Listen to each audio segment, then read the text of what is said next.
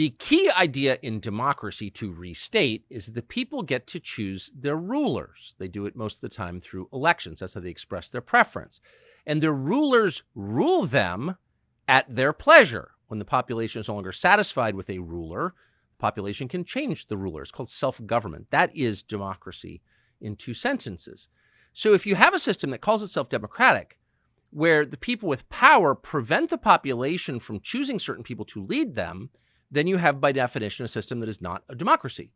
Again, by definition, we don't need to debate that.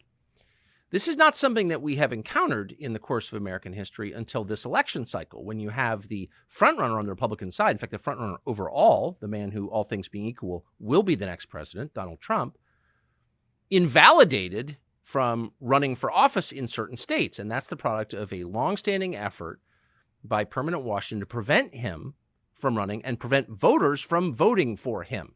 And they're doing that through the courts, as they so often do. Donald Trump is now fighting nearly 100 criminal charges across the United States, for which, if convicted, he would spend the rest of his life in prison. Now, the first thing to know about these criminal charges is they're not what you were promised. You were told for 4 years that Donald Trump was a world historic criminal. And you might have sort of started to suspect that maybe there was some truth in that. Maybe he killed a building inspector in New Jersey in 1975, and the remains would be discovered in the Meadowlands, and you like Trump, but you'd have to admit, yeah, he's kind of a criminal. But that's not at all what happened. The 100 criminal charges that Donald Trump faces right now are, with no exception at all, ridiculous. They're picayune, piddling, minor, or they're just absurd and completely made up. One of them comes from the state of Georgia, and it's for election interference, where Donald Trump apparently said something he wasn't supposed to say about the last election. He noted that it was rigged, which it was, we now know. So a district attorney there charged Trump and 18 others with trying to overturn the 2020 election by expressing unapproved opinions. That person, that DA, is called Fani Willis, and it turns out she's totally corrupt as the charges she filed. How corrupt? Well, you know this already. She's been sleeping with Special Prosecutor Nathan Wade. Fani Willis just testified about spending federal funds on vacations with this Wade guy. She said that Nathan Wade would pay for the trips and then she would pay him back with cash she kept in her mattress. Welcome to America 2024, ladies and gentlemen. Here's Fani Willis. So let's talk about both of those. I know he initially paid for it. Did you pay him back? For the cruise and for Aruba. Yeah, I gave him his money before we ever went on that trip. You gave him cash before you ever went on the trip? Mm-hmm. Okay. And so when you got cash to pay him back on these trips, would you go to the ATM? No, lady. You would not go to the ATM? No. Okay. So Fulton County pays you direct deposit, I assume? Yes, Fulton County and the state of Georgia both pay me direct deposits. Okay. So the cash that you would pay him, you wouldn't get it out of the bank? I have money in my house. So my question was, where did that cash originally come from if it didn't come out of the bank? Cash is fungible. I had cash for years in my house. So for me to tell you the source of when it comes from, when you go to Publix and you buy something, you get $50, you throw it in there. It's been my whole life. When I took out a large amount of money on my first campaign, I kept some of the cash of that.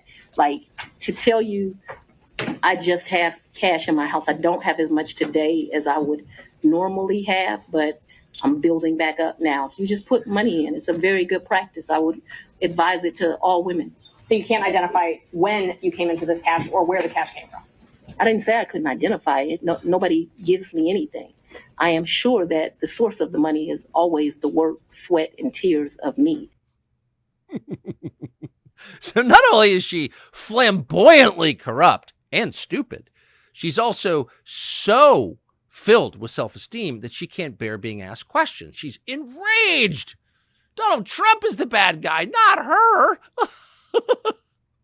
So your office objected to us getting Delta records for flights that you may have taken with Mr. Wade. No. Look, I object to you getting records. You've been intrusive into people's personal lives. You're confused. You think I'm on trial. These people are on trial for trying to steal an election in 2020. I'm not on trial, no matter how hard you try to put me on trial. So my question was, do you have any problem? I object to getting any personal records of mine.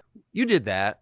I did that. We all did that. That's what happens when you take a person from young childhood and tell that person, you're wonderful, no matter what they do, smearing crap on the wall, and you call it art.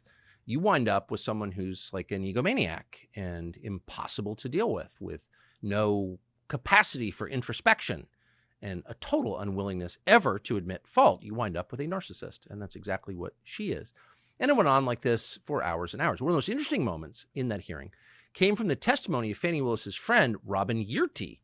Now, Yearty said that Willis and Wade began having sex in 2019. That would be 3 years before Willis and Wade said they started having sex. Now, if that's true, if the sexual testimony is accurate, that would mean that Willis started having sex with Wade before she hired him to investigate Donald Trump. Watch.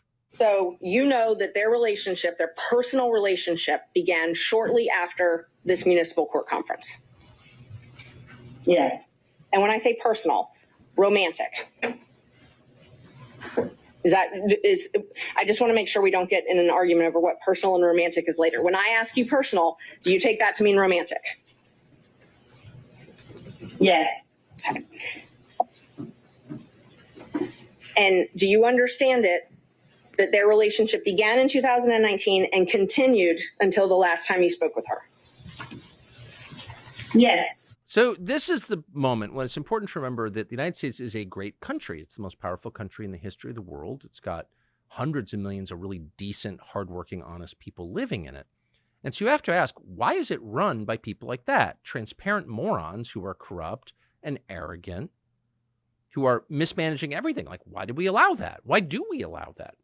Good question. Meanwhile, over in the state of New York, Donald Trump was just ordered to pay $350 million for the crime of taking loans from banks for real estate deals and paying back those loans.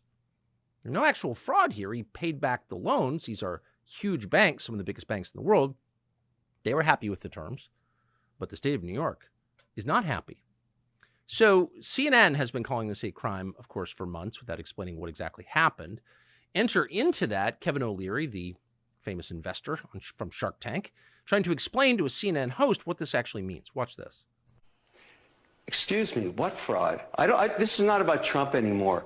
When you get a developer that builds a building and he says it's worth $400 million and he wants to borrow $200 million from a bank, which happens every day, everywhere on earth, including every American city, every developer is an entrepreneur. They shine the light on their building and they say it's worth 400. The bank does its own due diligence, as was done in this case, because they're very good at it. The banks are very good, and they say, no, it's worth 300. We're only going to loan you 150 million. That haggling has gone on for decades. That's how it works. And then in this case, even the bank that was supposedly defrauded testified and said, we didn't lose anything. We want to do business with this guy again. We'd like to. But the judge said, no. Let's penalize this developer for $355 million. And if we're going to do that, let's penalize all the developers all across America. They've all done the same thing. All of them should go to jail, and we should stop building buildings. So there's one thing he said that is indisputable. It's not about Donald Trump. It's about our system and whether we should allow a small number of partisans to burn it to the ground for the sake of winning a presidential election. And speaking of corrupt, the Attorney General of New York, Letitia James, who reportedly is worth $15 million despite making less than $200,000 a year in her job. How did that happen, if true? Immediately congratulated herself, as always, after the ruling. Today, justice has been served. Today, we prove that no one is above the law. No matter how rich, powerful, or politically connected you are, everyone must play by the same rules. We have a responsibility to protect the integrity of the marketplace. And for years, Donald Trump engaged in deceptive business practices and tremendous fraud. Donald Trump falsely, knowingly, inflated his net worth by billions of dollars to unjustly enrich himself, his family, and to cheat the system. Donald Trump may have authored the art of the deal, but he perfected the art of the steal. Oh, come on. So big picture, the rest of us for decades now have been bullied into allowing the dumbest and most corrupt among us to run everything. They occupy positions of power in every big city in the United States, prosecutors' offices, and obviously they're tearing down what they didn't build. That's exactly what we're watching now. Maybe we should stop allowing that. But just last night, Letitia James, who obviously likes being on television, was back on TV saying she's actually more interested in just seizing Trump's buildings, just like we did to the Russian oligarchs. Forget the money. That's not enough. Just take the property. Watch. New York Attorney General Letitia James says she's prepared to do everything she can to make sure the former president pays his fine, including, she told us, seizing the buildings that bear his name.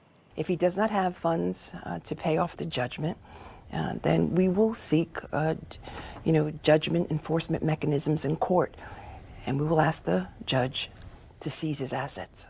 Seize his assets. Just, we don't like the guy. We can just take his stuff. So big picture, this has been tried in other countries, South Africa, for example, and over time it just doesn't work. I mean, maybe you win the upcoming election in November. Congratulations. But what do you preside over when you do? Is anyone actually going to be doing business in New York? What's the tax base going to look like in 10 years? Well, of course, you know the answer to that. Everyone does. And yet no one's doing anything about it, just pretending it's all about Trump. Stephen Miller knows a lot about this subject. He was a senior advisor to President Trump. He's founder of America First Legal, which is one of the few really sensible organizations of lawyers in the United States. We're grateful for its existence. He joins us now. Stephen Miller, thanks so much for coming on. So what do we learn from this? I mean, there are a bunch of different things happening at the same time, efforts to stop Donald Trump from running for president, but they all seem kind of connected thematically. What's your take?